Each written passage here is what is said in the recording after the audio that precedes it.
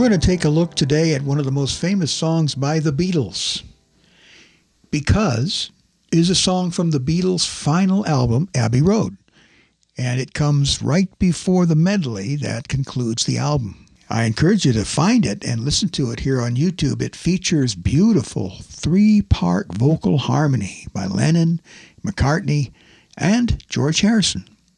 They recorded themselves 3 times, and so they have this 9-voice Beatle choir, as it were. Beautiful. Now, there's a famous story behind the song's creation as told by John Lennon. Lennon said that the song was inspired by Ludwig van Beethoven's Moonlight Sonata. Just about everybody knows what the Moonlight Sonata is. Very famous piece by Beethoven. So Lennon said, I was lying on the sofa in our house listening to Yoko play Beethoven's Moonlight Sonata on the piano. Suddenly I said, can you play those chords backwards? And she did, and I wrote because around them. The song sounds like Moonlight Sonata too. The lyrics are clear, no bull, no imagery, no obscure references. Now, like many Beatles songs, this one has been analyzed countless times. In fact, let me share with you an excerpt from one such analysis. With regard to citing Beethoven's Moonlight Sonata, musicologist Walter Everett notes that both arpeggiate triads and 7th chords in C-sharp minor in the baritone range of a keyboard instrument at a slow tempo, and they move through the subdominant to the flat 2 and approach 7 diminished 7th over 4 via a common tone. Well, you get the idea. And then while acknowledging the unusual shared harmonies, Dominic Pedler, I guess that's another musicologist, notes that the relationship is not the result of reversing the order of the chords as Lennon suggested, and so on. Okay, fair enough. But now I'm curious, what do we come up with if we use the actual reversed chords from the Moonlight Sonata? What can we do with those?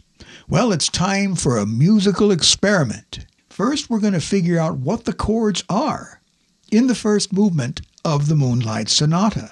And we won't play the entire first movement. We'll just take the chord progression from, I don't know, we'll figure out how far we want to go when we start playing through it. Then we'll take those chords and play them backwards and see what they sound like. We'll see if they sound anything like Because. I'm joined in the studio today by my faithful dog, Canina Bonita. Hello, Canina.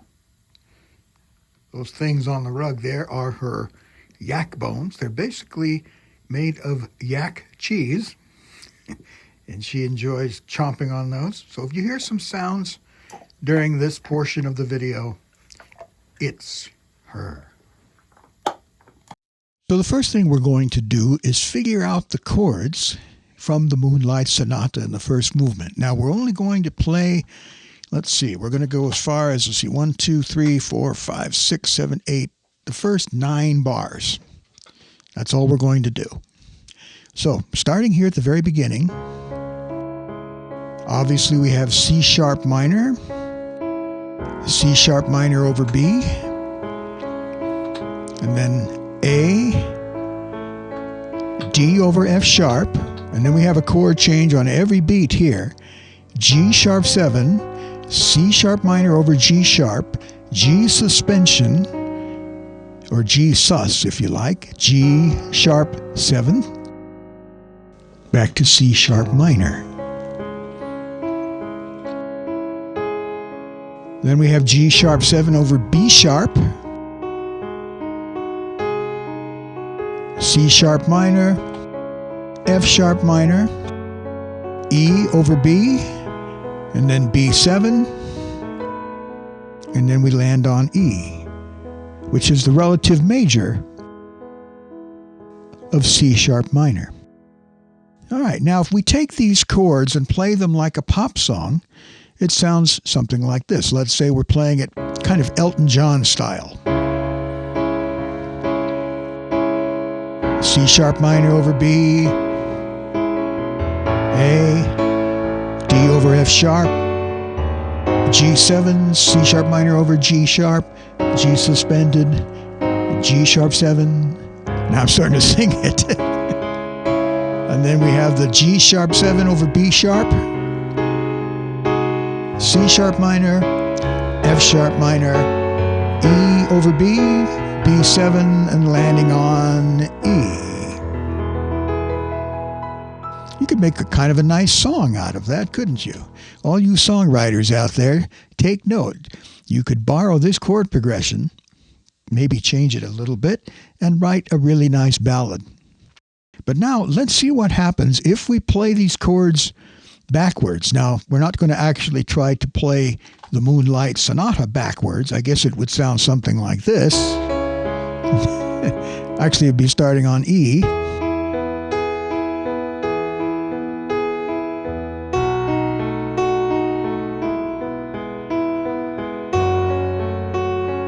Something like that. But let's just play the chords. And so we ended on E, so we're going to start on E, and we're going to play the chord progression backwards. And let's see what happens. So we have E, and then it goes from B7 to E over B. Kind of sounds pretty good. It resolves like it should.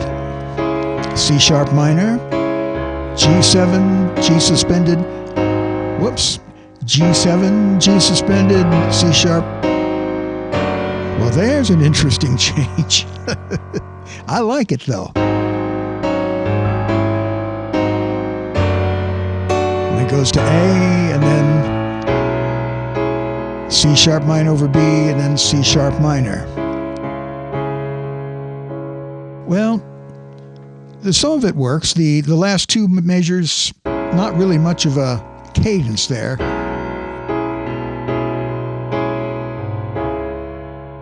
Now, I'm going to play a little bit of Because, sort of my own improvised piano arrangement, and let's see if that sounds anything like what I just played.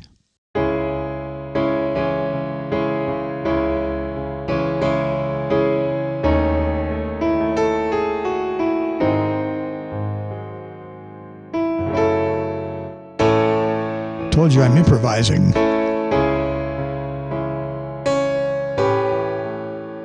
All you Beatle purists out there, don't send me any nasty emails about how I'm playing this wrong.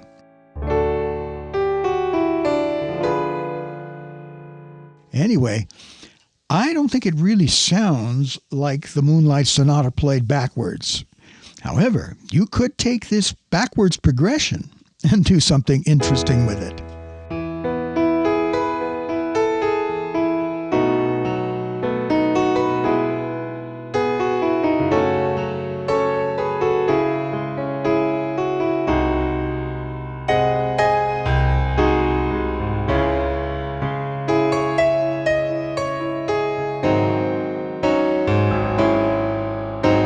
Surprise here.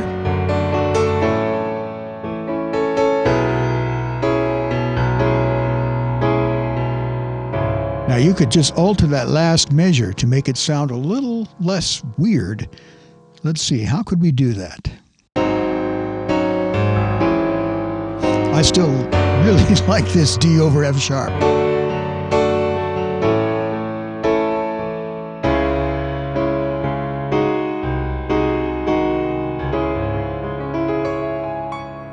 Well, there you go.